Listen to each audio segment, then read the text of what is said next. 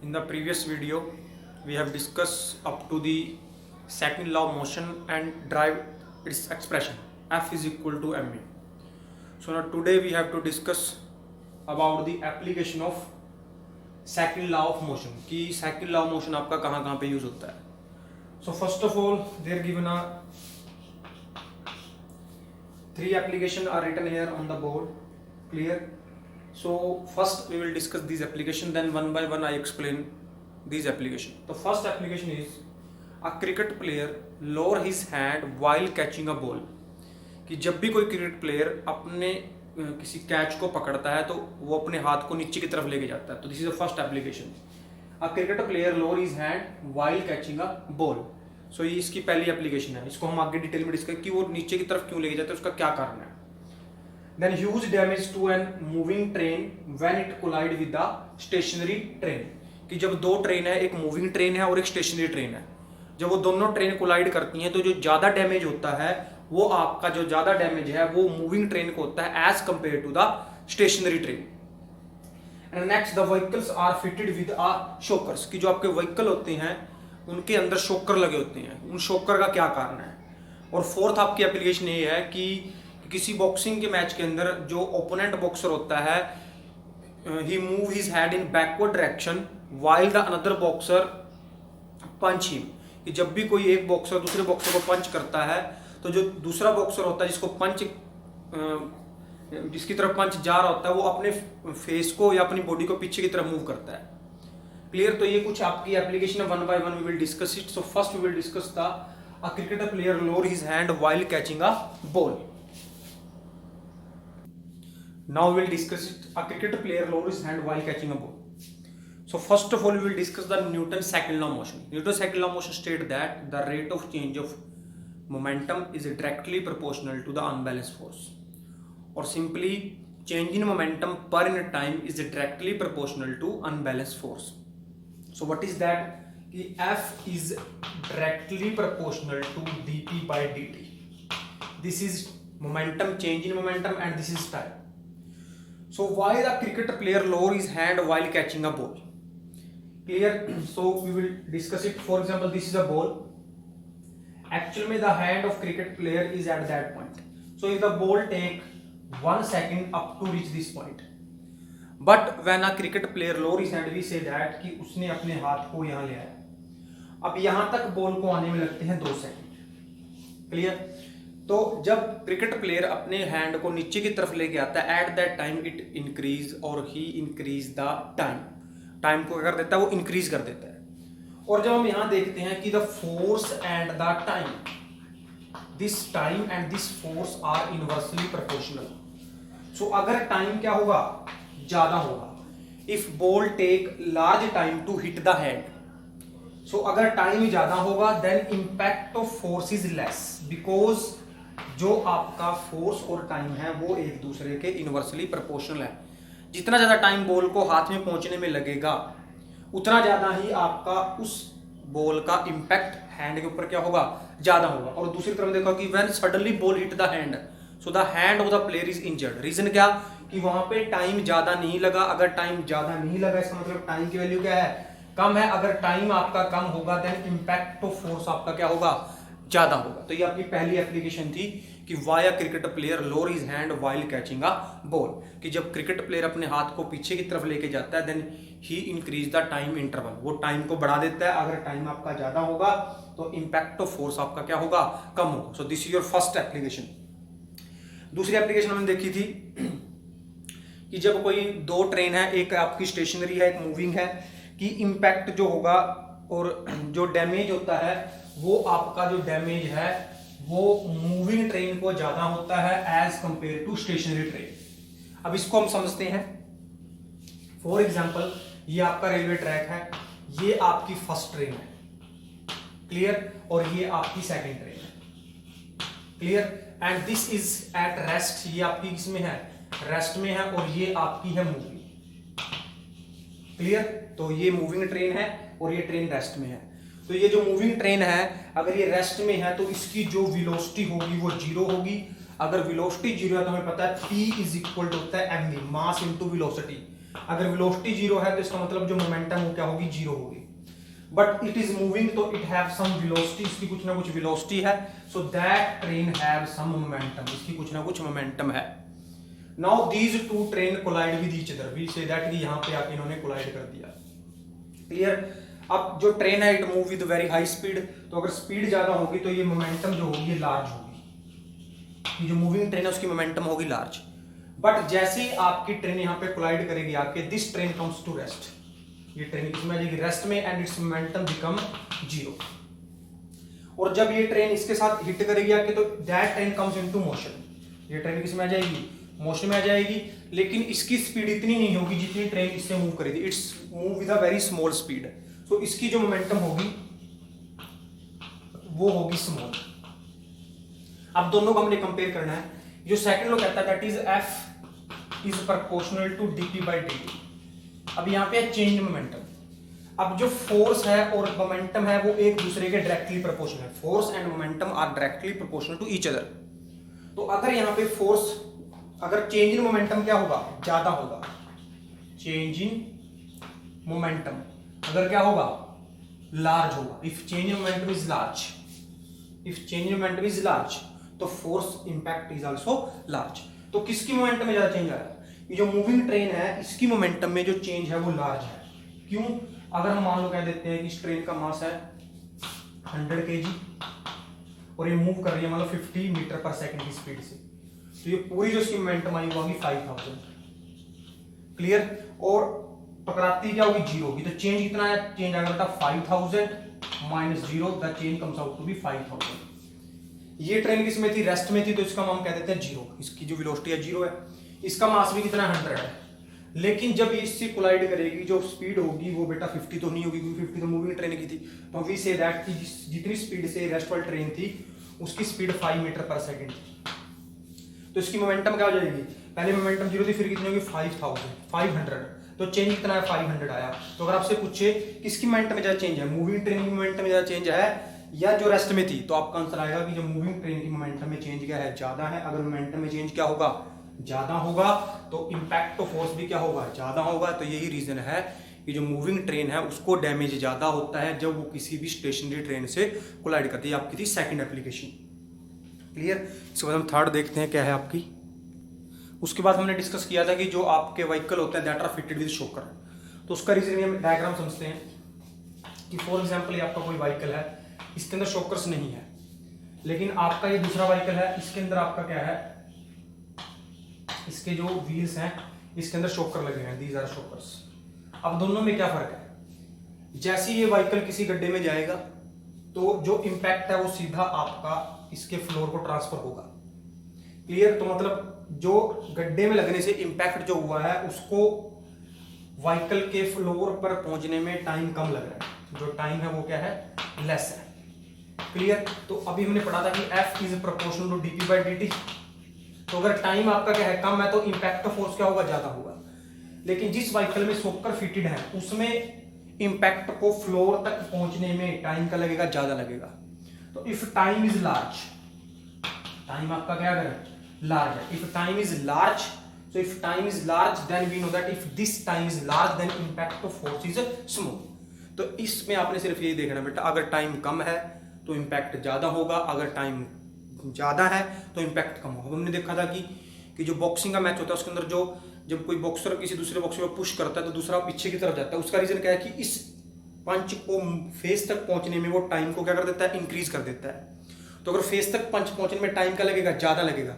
अगर मान लो उसने फेस पीछे की तरफ किया तो सीधा पहुंच गया यहाँ पे, लेकिन जब उसने अपना फेस को पीछे की तरफ किया तो टाइम को पंच को फेस तक जाने में टाइम का लग रहा है, ज्यादा लग रहा है। अगर टाइम क्या लगेगा, ज्यादा लगेगा, तो इंपैक्ट ऑफ फोर्स भी क्या होगा, कम होगा। तो these are the application of Newton second law. अब हमने कल आप लोगों को पिछली वीडियो में कहा था कि आप लोगों को जो यूनिट है फोर्स की उसको हमने डिफाइन करना है। तो जो अपना एफ आया था वो आया था ma के इक्वल। तो जो फोर्स है उसकी यूनिट मास यूनिट होती है kg और एक्सेलरेशन होती है मीटर पर सेकंड स्क्वायर, और उसको हम न्यूटन कहते हैं। अब हमारा क्वेश्चन है डिफाइंड 1 न्यूटन। 1 न्यूटन को डिफाइन करना है। तो व्हाट इज 1 न्यूटन? तो 1 न्यूटन सिंपल सी बात है बेटा कि मान लो ये कोई बॉडी है, इसका मास 1 kg है। ये बॉडी क्या है, 1 kg की है। इसके ऊपर हमने एक फोर्स लगाया, ये फोर्स आपका F है। इस फोर्स को हम 1 न्यूटन बोलेंगे। The force act on a body is said to 1 Newton when a body of mass 1 kg is accelerate through a acceleration of 1 metre per second square. तो इसको बोलेंगे 1 न्यूटन। सिंपल सी बात है, a force is said to 1 Newton when a body of mass 1 kg accelerate with an acceleration of 1 metre per second square. Means किसी body के ऊपर लगने वाले फोर्स को 1 न्यूटन कहा जाएगा अगर हम उस बॉडी के मास को 1 kg कह दें और अगर वो बॉडी कितनी कितनी एक्सेलरेट हो रही है 1 मीटर पर सेकंड स्क्वायर से। तो सिंपल सी डेफिनेशन है कि अगर कोई बॉडी कितने मास की है 1 kg की है, अगर वो कितनी एक्सेलरेशन से मूव करेगी, ये एक्सेलरेट होगी 1 मीटर पर सेकंड स्क्वायर की, तो उस फोर्स को 1 न्यूटन कहा जाएगा। A force is said to be 1 newton. Clear? A force is said to be 1 newton if it produce a acceleration of 1 metre per second square in a body of mass 1 kg।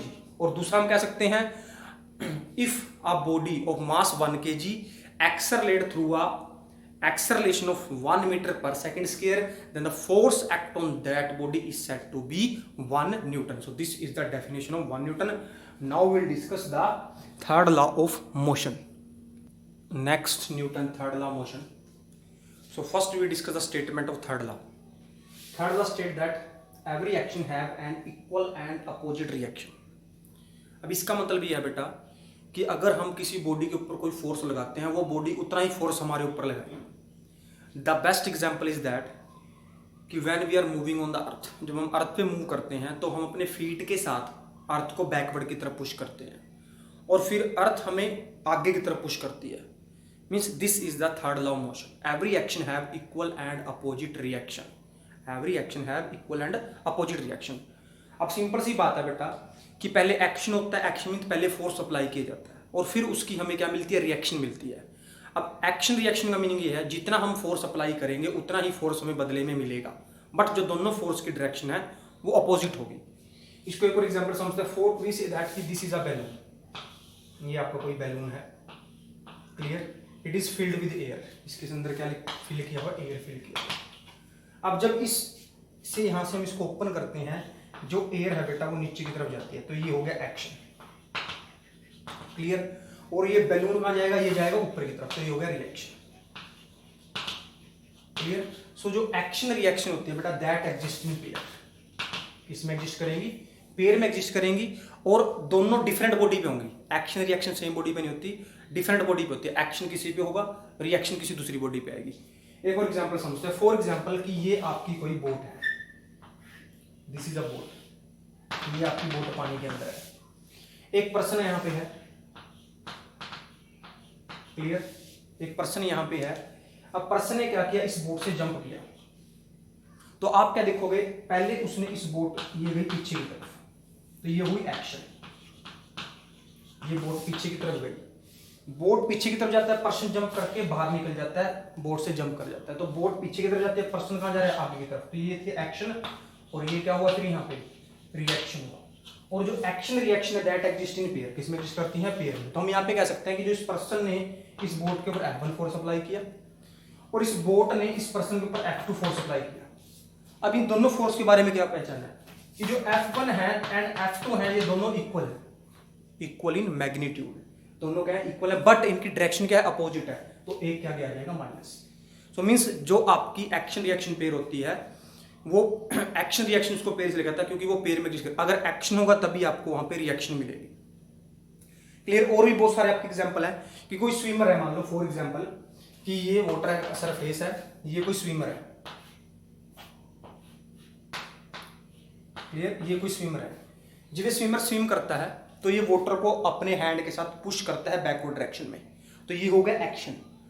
और फिर water उसको कहां push करता है, इन forward direction, तो वो हो गया रिएक्शन। क्लियर? अब क्या होगा, with the help of hand it push the water in backward direction. Water कहां जाएगा, पीछे जाएगा, तो वाटर पीछे जा रही है, आपका ये है एक्शन। क्लियर? और खुद स्विमर कहां जा रहा है, आगे जा रहा है, तो ये हो गया रिएक्शन। तो अब यहां पे हमने क्या देखा, यहां पे भी दो फोर्स है। पहले इस पर्सन ने वाटर के ऊपर फोर्स लगाया F1 मान लो, फिर इस वाटर ने इस पर्सन में फोर्स लगाया F2। अब ये जो फोर्स F1 एंड F2 है that are equal in magnitude but opposite in direction, इसलिए यहां पे जाता है माइनस का साइन। मैंने आपके साथ 2-3 एग्जांपल भी डिस्कस कर लिए। सिंपल एक जो रॉकेट होता है आपका रॉकेट, अब किसी रॉकेट की जो प्रपर्शन होती है, जो रॉकेट को आपके किसी रॉकेट को ऊपर भेजा जाता है तो उसमें क्या होता है, इसके अंदर गैस फील्ड जो होती है वो गैस होती है that is moving down direction. Clear. अब ये गैस नीचे की तरफ जा रही है, इसका मतलब ये हो रहा है एक्शन। क्लियर। और ये रॉकेट कहां जाएगा, ऊपर की तरफ जाएगा, तो ये आपका क्या रहेगा, रिएक्शन। क्लियर। तो ये आपके कुछ एग्जांपल है। अब ऐसी एक एग्जांपल आपका the bullet fired from the gun, कि जब किसी भी गन से हम बुलेट फायर करते हैं, जो गन जाती है आगे की तरफ, सॉरी जो बुलेट है वो आगे की तरफ जाती है और गन आती है पीछे की तरफ। आपने बहुत सारा देखा होगा साइंस ऑफ स्टूपिड, जो नाट आपका एक प्रोग्राम आता है नेशनल ज्योग्राफी, उसमें हमने देखा होगा कि जब वो फायर करते हैं, बुलेट आगे गई है लेकिन वो गन पीछे की तरफ आई, तो वो भी एक एक्शन रिएक्शन पे रहा है। पहले हमने क्या किया, एक्शन किया, एक्शन किसके ऊपर, बुलेट के ऊपर हुआ, रिएक्शन किस पे आई, गन पे आई। क्लियर। तो ये आपके कुछ इसकी एप्लीकेशन है, तो मैंने आपसे डिस्कस भी कर लिया क्या कि हाँ एक वन मोर पॉइंट, कि when we are moving on the earth, जब हम अर्थ के ऊपर मूव करते हैं तो कि फॉर एग्जांपल ये अर्थ है, कि जब हम अर्थ के ऊपर मूव करते हैं हमें अपना फॉरवर्ड मोशन दिखाई देता है, लेकिन अर्थ पीछे तरफ की तरफ जाती हुई दिखाई नहीं देती। उसका रीजन बता देते हैं आपको कि बेटा जो एफ है that is equal to M में था। क्लियर। तो अगर हम यहां से मास को और एक्सेलरेशन की अगर हम कहते हैं एफ जो है वो कांस्टेंट है, एफ आपका क्या है, कांस्टेंट। अगर एफ कांस्टेंट तो बेटा मास और एक्सेलरेशन में इनवर्सली प्रोपोर्शनल आ गया। अब जो अर्थ है उसका मास बहुत ज्यादा है, अगर अर्थ का मास ज्यादा है तो उसमें एक्सेलरेशन जो प्रोड्यूस हुई है वो कम हुई है। अगर एक्सेलरेशन प्रोड्यूस कम हुई है इसलिए हमें वो दिखाई नहीं देती, लेकिन हम खुद आगे की तरफ जाते हुए दिखाई देते हैं। तो हमने बहुत सारी एप्लीकेशन डिस्कस कर ली। थर्ड लॉ की, बैलून को जब ओपन करते हैं नीचे से तो बैलून ऊपर जाता है, एयर नीचे आती है, तो ये भी एक उसकी एप्लीकेशन है। स्विमर स्विम करता है वो भी एक एप्लीकेशन है। हम वॉक करते हैं वो भी थर्ड लॉ की एक एप्लीकेशन है। रॉकेट प्रपल्शन की, रॉकेट ऊपर की तरफ जाए वो भी एक एप्लीकेशन है। जो बुलेट से गन से बुलेट फायर होते हैं वो भी उसकी एक एप्लीकेशन है।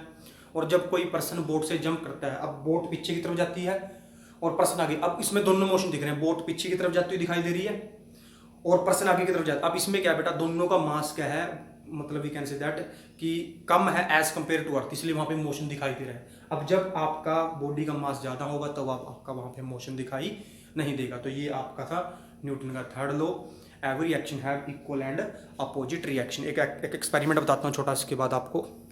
अब बेटा मैंने यहाँ पे क्या लिए, वी टेक्स 2 स्प्रिंग बैलेंस, ये आपके 2 स्प्रिंग बैलेंस है।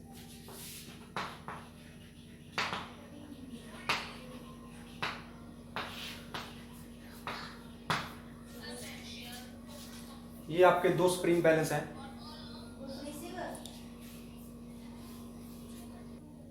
हमने यहाँ पे 2 स्प्रिंग बैलेंस लिए हैं, दोनों को एक दूसरे से कनेक्ट कर दिया। तो जब इनको हम स्ट्रेच करेंगे तो मान लो जब ये स्प्रिंग बैलेंस इसके ऊपर एक्शन कर रहा है और बदले में रिएक्शन मिल रहा है, तो हमने इन दोनों स्प्रिंग बैलेंस में क्या देखा कि अगर स्प्रिंग बैलेंस की एक की नोब यहाँ पे 5 न्यूटन के ऊपर है तो इधर भी जो नोब होगी वो 5 न्यूटन के ऊपर होगी। मींस दोनों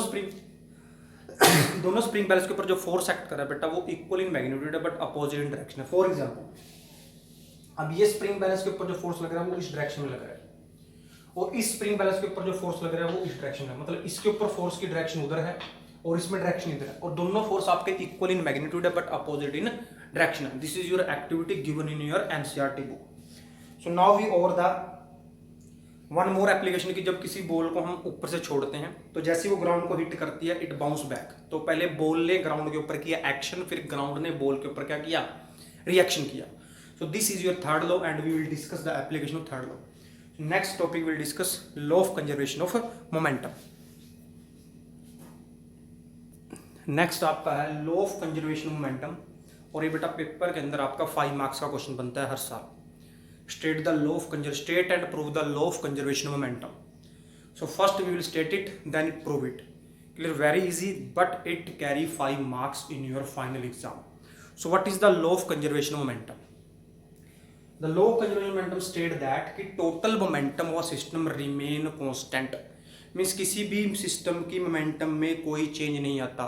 The system momentum remain constant if no external force act on system। Means short में इसको अगर लिखें हम कि P जो है वो कांस्टेंट होगा। क्लियर, अब P क्या है? P है आपकी मोमेंटम, कि momentum of a system remain constant कि P आपकी क्या होगी, कांस्टेंट होगी इफ F इक्वल टू 0, कि अगर किसी सिस्टम के ऊपर कोई फोर्स नहीं लगता, which force, unbalance external force, अगर किसी सिस्टम के ऊपर कोई भी अनबैलेंस एक्सटर्नल फोर्स एक्ट नहीं करता तो उस सिस्टम की जो मोमेंटम है वो कांस्टेंट रहती है। And this is your law of conservation momentum in exam that carry 1 marks, की 1 मार्क्स की डेफिनेशन होगी और 4 मार्क्स का आपको प्रूव करना होगा। तो नाउ विल प्रूव इट कि व्हाट इज अ सिस्टम और क्या है आपका। चलो अब देखते हैं क्या है। कि फर्स्ट विल टेक दैट कि दिस इज अ बॉडी ए, ये आपकी कोई बॉडी ए है, ये आपकी बॉडी बी है। तो ये बॉडी ए और बी मिलके एक सिस्टम बना रहे हैं, means both make a system. So this is body A and this is body B forms a system, clear. And this body A have a mass m1 and this body B have a mass m2, कि body ए का मास क्या m1 है, body B का मास क्या है m2 है। The body a moving with velocity u1, clear, and the body B is moving with velocity u2, कि दोनों की वेलोसिटी है, दोनों एक तरफ से आगे की तरफ जा रहे हैं, जिसकी वेलोसिटी है वो u1 है, इसकी वेलोसिटी u2 है। अब यहां पे मैंने कह दिया कि u1 is greater than u2 and both the body are moving straight line. Straight line means क्या है बेटा, एक के पीछे दूसरी है, ये ऐसी मूव नहीं कर रही, they are moving one after the another like this, कि ये पहली बॉडी है और ये दूसरी बॉडी ऐसे मूव कर रही है। अगर पीछे वाली बॉडी की वेलोसिटी ज्यादा होगी और आगे वाली बॉडी की वेलोसिटी कम है तो at a point, at any time they collide with each other, clear. तो अब ये बॉडी ए थी, ये बॉडी बी थी और बॉडी ए की वेलोसिटी ज्यादा है किससे, बॉडी बी की। तो we say that any time T, किसी टाइम टी के ऊपर both the A and B collides, clear. अब जब ए और बी एक दूसरे के से कोलाइड किया है तो हमें पता है कि जो बॉडी ए है बॉडी बी के ऊपर फोर्स एक्सर्ट करेगी और बॉडी बी बॉडी ए पे एक्सर्ट करेगी। अब हमने कह दिया कि F A is the force exert by body A on body B and body B exert a force F B on body A, में जो एफ ए फोर्स है वो ए ने एक्सर्ट किया है बी के ऊपर और जो एफ बी फोर्स है वो किसने एक्सर्ट किया, वो बी ने किया, किसके ऊपर है, ए के ऊपर। और from third law we know that कि these two force are equal in magnitude but opposite direction. तो एक क्या गया, माइनस का साइन लगा दोगे, क्योंकि यहाँ पर एक्शन की पहले बॉडी ए ने बी पे फोर्स अप्लाई किया, फिर उतना ही फोर्स बी किस पे अप्लाई करेगी, ए पे करेगी। So after that collision we say that कि जो आपकी बॉडी ए थी जिसका मास m1 था, it start move with velocity v1, वो v1 के साथ चलना शुरू कर दिया उसने, क्लियर।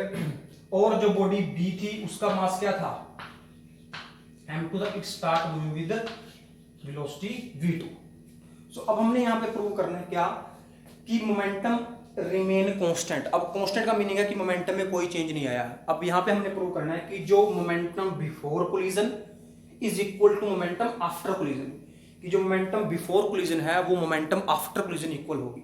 अब इसको हम प्रूव करेंगे सेपरेटली हम मोमेंटम निकाल लेंगे। मोमेंटम ऑफ बॉडी ए ये दोनों की निकलेगी, मोमेंटम बॉडी बी यहां से निकालेंगे। तो first of all I right here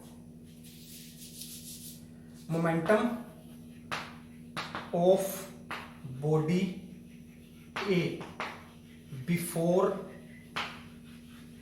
collision, very easy, कि जो बॉडी ए है उसका मास क्या m1 है, बिफोर कोलिजन की वेलोसिटी क्या है u1 है, तो मोमेंटम क्या होती है, product of mass and velocity, इसकी मोमेंटम आ गई बेटा m1 u1, वेरी इजी। फिर उसके बाद momentum of body A before collision, यहां पे आएगा आफ्टर कोलिजन, क्लियर। तो आफ्टर कोलिजन अगर आपसे पूछे ये बॉडी ए थी, इसका मास कितना है m1 है, क्लियर, इसकी वेलोसिटी कितनी है v1 है, तो इसकी मोमेंटम क्या होगी, product of mass and velocity, तो m1 v1, तो यहां पे आपका आ जाएगा m1 v1। निकाल लिया हमने। यहीं से हम निकालेंगे change in momentum of body, change in momentum of body A. अब कितना चेंज आया, ये बाद में मोमेंटम है, ये पहले मोमेंटम है, तो चेंज होता है फाइनल माइनस इनिशियल। तो यहाँ पे चेंज क्या आ गया, m1 v1 minus m1 u1, तो ये आ गया चेंज इन मोमेंटम बॉडी ए। ये किसकी मोमेंटम में चेंज आया, बॉडी ए की मोमेंटम में चेंज आया है ये। उसके बाद सिमिलरली जब हम बॉडी बी पे अप्लाई करेंगे तो मैं सीधा स्टेप लिखूंगा change in momentum body A. अब बॉडी बी की जो मोमेंटम है पहले कितनी है m2u2, कोलिजन के बाद कितनी है m2v2, तो चेंज क्या होगा m2v2 माइनस m2u2, तो यहां पे लिख दिया मैंने change in momentum of body B. Very easy, क्या चेंज आया है m2v2 माइनस m2u2,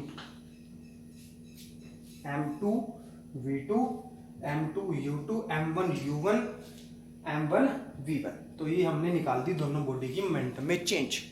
अब हम निकालते हैं force exert by body A and force exert by body B. Clear, तो हमने दोनों की मोमेंटम निकाल ली है। अब मैं इसको इरेज कर देता हूं डायग्राम को, इसकी कोई यूज नहीं है हमारा, लेकिन हमें पता है कि दोनों ने क्या फोर्स, तो force exert by body A, force exert by body A, so वो था अपना एफ ए। क्लियर, अब जो एफ ए है ये कहां से निकला है, न्यूटन के सेकंड लॉ से। न्यूटन का सेकंड लॉ क्या कहता है आपका, चेंज इन मोमेंटम पर in time is proportional to force. तो जो एफ की वैल्यू आएगी what is the change in momentum of body A, that is m1v1 minus m1u1 divide by T. कोई दिक्कत तो नहीं है, ये कहां से निकला, ये निकला बेटा न्यूटन के सेकंड लॉ से। न्यूटन का सेकंड लॉ क्या कहता था कि F is equal to change in momentum upon में टाइम। अब बॉडी ए की मोमेंटम कितना चेंज आया, ये चेंज आया m1v1 माइनस m1u1। कितने टाइम के लिए कोलिजन हुआ था, टाइम t के लिए, तो चेंज इन मोमेंटम अपॉन में टाइम। क्लियर, तो ये आपकी आ गई एफ ए की वैल्यू। क्लियर, उसके बाद यहाँ पे force exert by body B, तो ये था एफ बी। अब एफ बी मतलब फिर से चेंज इन मोमेंटम अपॉन में टाइम, तो बॉडी बी की मोमेंटम में कितना चेंज आया, ये चेंज आया, और टाइम कितना टी, तो यहां से आपकी वैल्यू क्या आ जाएगी, यहां पे आ गई आपकी value m2v2 minus m2u2 divide by T. ये कहां से लिखा हमने, ये लिखा सेकंड लॉ से, फ्रॉम सेकंड लॉ। उसके बाद नेक्स्ट आप यूज करोगे थर्ड लॉ। मैंने जब दोनों बॉडी कोलाइड की थी मैंने वहां पे क्या लिखा था, F A is equal to minus F B.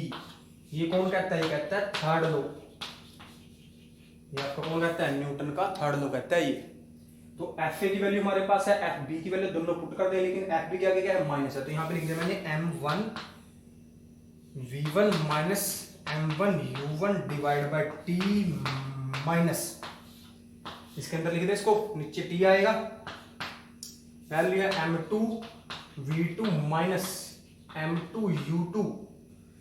तो फर्स्ट ऑफ ऑल ये टी के साथ टी को हमने क्या कर दिया, कैंसिल कर दिया। क्लियर, अब इस माइनस के साइन को हम अंदर लेके गए, जब ये माइनस का साइन अंदर गया बेटा, ये टर्म किसकी होगी, माइनस की, और ये किसकी होगी, प्लस की होगी। अब after that we will rearrange them, इनको क्या करेंगे, हम रीअरेंज करेंगे।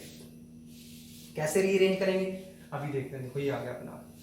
अब आपने क्या करना है, इस माइनस वाले टर्म को उठा के इधर ले आएंगे और इस माइनस वाले टर्म को उठा के उधर ले जाएंगे, तो आपका क्या आएगा, यहां से जब मैं इसको यहां से लिखूंगा तो आपकी क्या वैल्यू आएगी, ये आपका बन जाएगा m1,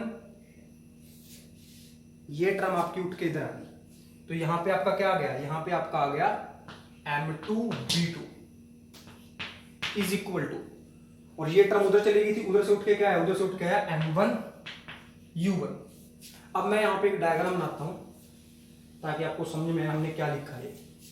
अब डायग्राम क्या था, ये बॉडी ए, ये बॉडी बी, इसका मास m1 था, इसका मास m2 था, ये a थी, ये b थी, इसकी वेलोसिटी u1 थी, इसकी वेलोसिटी u2 थी, ये दोनों यहाँ पे कोलाइड की। इसके बाद ये दूसरी बॉडी a थी, इसका मास m1 था, ये बॉडी b थी, इसका मास m2 था, इसकी वेलोसिटी थी v1, इसकी वेलोसिटी थी v2। ठीक है, अब मैं आपको समझाता हूं यहाँ पे क्या लिखा। ये देखो आप m1v1, तो यहाँ पे क्या आएगा आपका m1v1, इन दोनों की इसकी मोमेंटम, m2v2, यहाँ पे क्या आ गया m2v2। तो जो ये है momentum of body before collision, sorry momentum body after collision, ये कोलिजन के बाद मोमेंटम का समय ऐसे। अब यहाँ पे मोमेंटम क्या है, यहाँ पे आपकी m1u1 और यहाँ पे आपकी क्या है m2u2। अगर इन दोनों को प्लस कर देंगे क्या आपकी मोमेंटम बिफोर कोलिजन, और यहाँ पे भी क्या है मोमेंटम बिफोर। तो हमने क्या प्रूव कर दिया कि जो बॉडी की मोमेंटम है बिफोर कोलिजन और आफ्टर कोलिजन क्या है सेम है। इसका मतलब अगर मोमेंटम बिफोर कोलिजन और आफ्टर कोलिजन आपकी क्या है सेम है, इसका मतलब मोमेंटम में कोई चेंज नहीं आया। और यही आपका है law of conservation of momentum. हमने एट द एंड प्रूव कर दिया m1u1 plus m2u2 is equal to m1v1 plus m2v2। इसके बेस पे बेटा एक न्यूमेरिकल भी है आपके पास, वो न्यूमेरिकल इंपॉर्टेंट है, उसको हम आगे डिस्कस करेंगे। अब इसका जो आपका लास्ट टॉपिक है वो है रिकॉइलिंग ऑफ गन।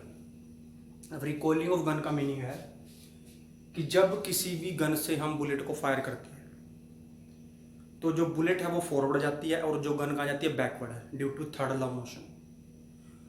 गन के उस बैकवर्ड मोशन को हम रिकॉइलिंग कहते हैं। तो what is recoiling? When a bullet is fire from the gun move in backward direction is known as recoiling of gun and the velocity with which the gun move in backward direction, कि जिस velocity के साथ gun आपकी पीछे की तरफ आएगी उसको हम बोलेंगे रिकॉइल वेलोसिटी। तो यहाँ पे दो डेफिनेशन है, recoiling of gun and recoil velocity.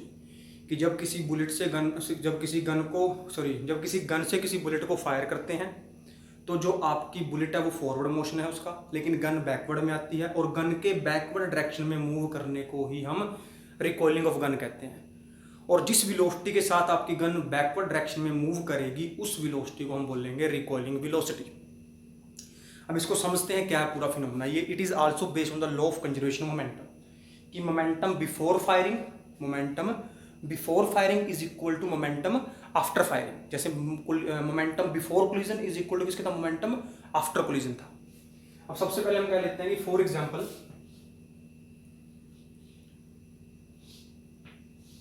ये आपकी कोई क्या है गन है, क्लियर, ये आपकी कोई है gun. The gun have a mass of capital M and it move with velocity capital V। की जो गन है उसका मास कैपिटल M है और उसकी जो वेलोसिटी है वो कैपिटल V है, जो पीछे की तरफ आती है गन आफ्टर फायर। और इसमें से एक बुलेट फायर की हमने, इस बुलेट का मास स्मॉल m है और इसकी वेलोसिटी है स्मॉल v।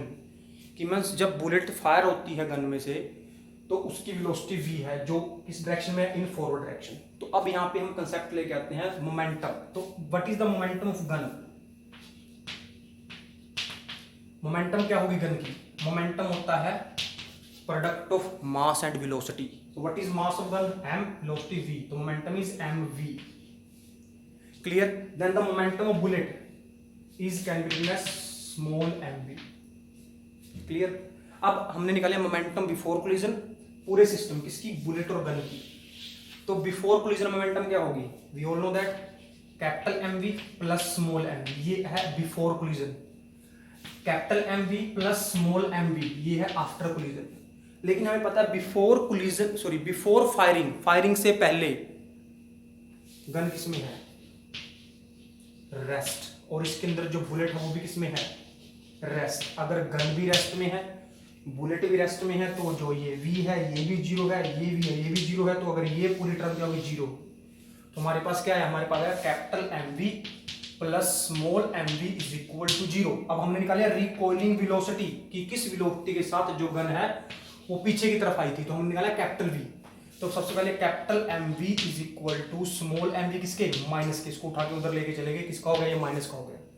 अब जो ये कैपिटल v आएगा माइनस के small mv divide by capital M। अब यहाँ पे आपने देखा यहाँ पे माइनस का साइन है। माइनस का साइन मतलब ये है बेटा कि जो गन है वो पीछे की तरफ जा रही है और जो बुलेट आगे की तरफ जा रही है। तो जब ऐसा मोशन होगा तो अगर इसकी वेलोसिटी प्लस की है तो इधर जो वेलोसिटी होगी माइनस होगी। Means when two body moving in the different direction, so one of the body have the negative velocity. एक की वेलोसिटी क्या होगी, नेगेटिव होगी। And this is last topic, recoiling of gun and recoil velocity. So after that we will discuss some NCERT question, in-text and n-text question.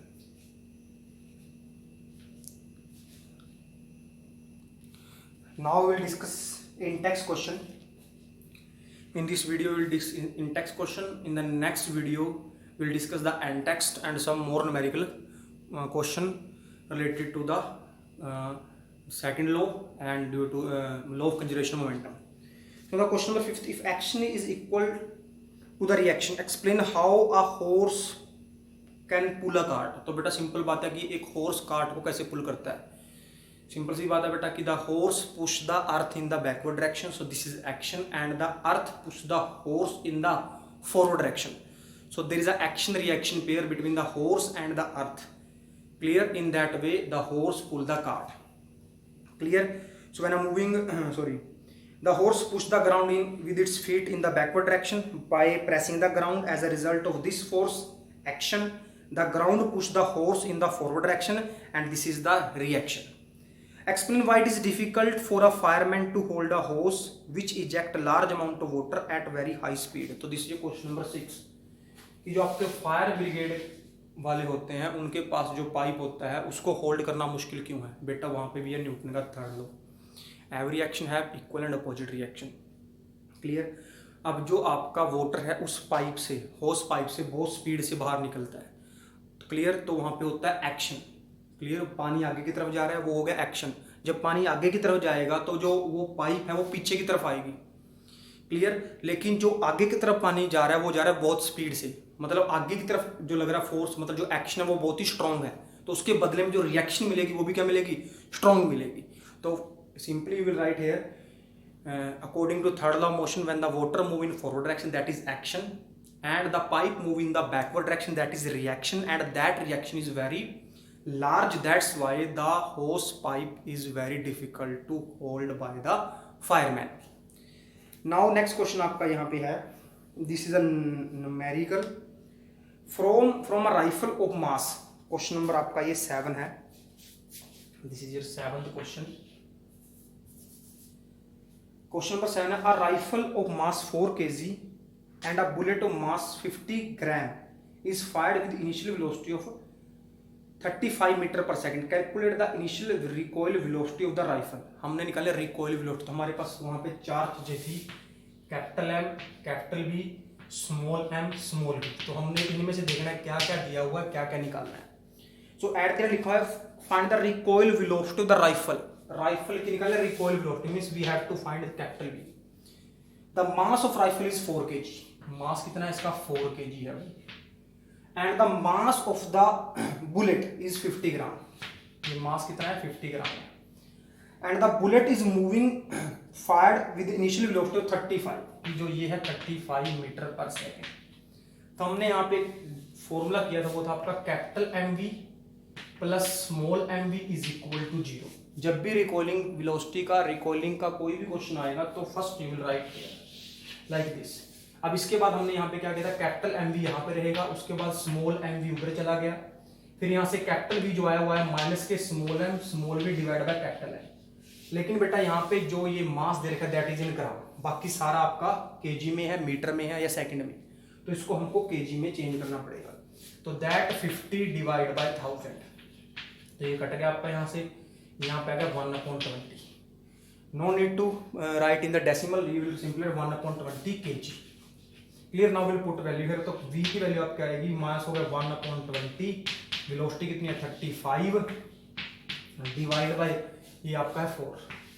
Clear? तो इसको हम solve कर लेंगे, कटता है इसको, यहाँ पे 4 आ जाएगा, यहाँ पे 7 आ गया, then here comes out to be -7 divide by 16 metre per second. इसको सोल्व कर लेंगे, then you will get your answer. तो यहाँ पे आपका आ जाएगा, simply you will find here your answer is 0 point something आपका आंसर आना चाहिए यहाँ से. ठीक है? तो ये आपका था रिकॉइलिंग ऑफ रिकॉइलिंग वेलोसिटी या रिकॉइलिंग गन. आपने जब भी क्वेश्चन करना है तो ऐसे ही आप उसको करोगे.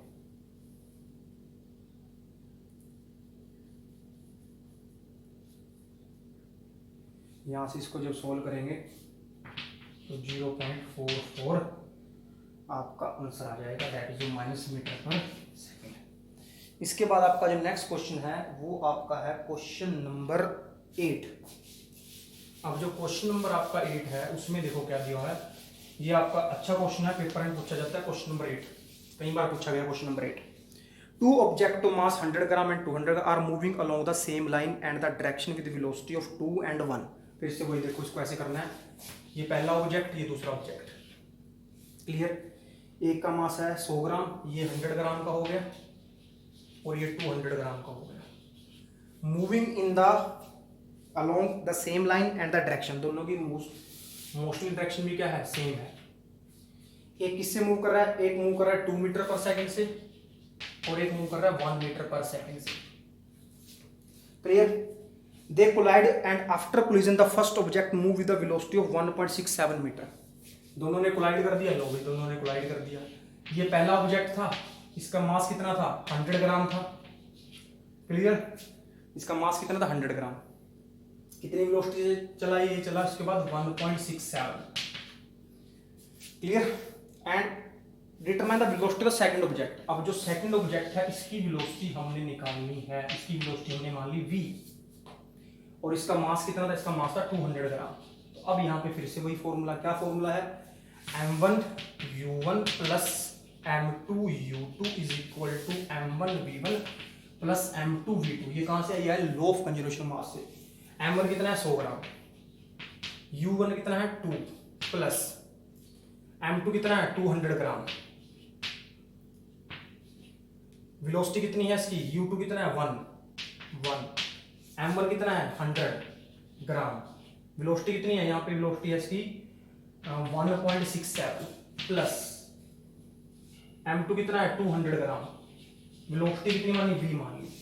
अब बेटा देखो, अगर मैं यहाँ पे ग्राम को हटा के 1000 लग गया, यहाँ पे 1000 लग गया, यहाँ पे 1000 लग गया और यहाँ पे भी क्या लग गया, 1000 लग गया। अब मैंने क्या किया, सब में से 1000 कॉमन ले लिया नीचे से।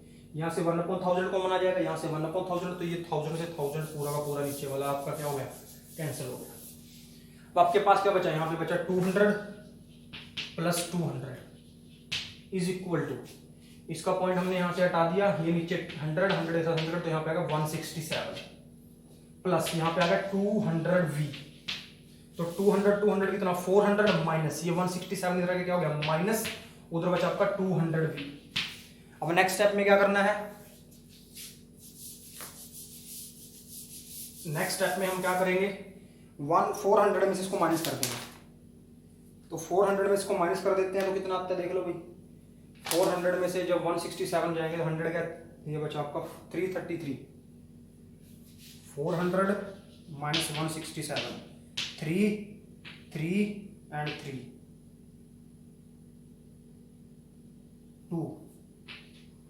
233। तो यहाँ पे आपका है 233 इज इक्वल टू, उधर आपका है 200, तो यहाँ पे आएगा 200v। हमें v निकालना है तो v आपका आ जाएगा 233 डिवाइड बाय 200। इसको सोल्व कर लेंगे 1 पॉइंट, इसका आंसर आ जाएगा दैट इज 1.165 मीटर पर सेकेंड। तो ये आपके इंटेक्स क्वेश्चन थे जो हमने डिस्कस कर लिया। इसके बाद बेटा आपके जो सोल्ड एनसीईआरटी के इंटेक्स हैं उनको डिस्कस करेंगे और एनटेक्स को डिस्कस करेंगे। सो this is over in that video. Video को ध्यान से देखना है, जहाँ पे कोई डाउट होता है तो वो आपने नोट करना है उसको, ताकि नेक्स्ट वीडियो में आपके उस डाउट को मैं क्लियर कर सकूँ। Clear. So thank you, over for today.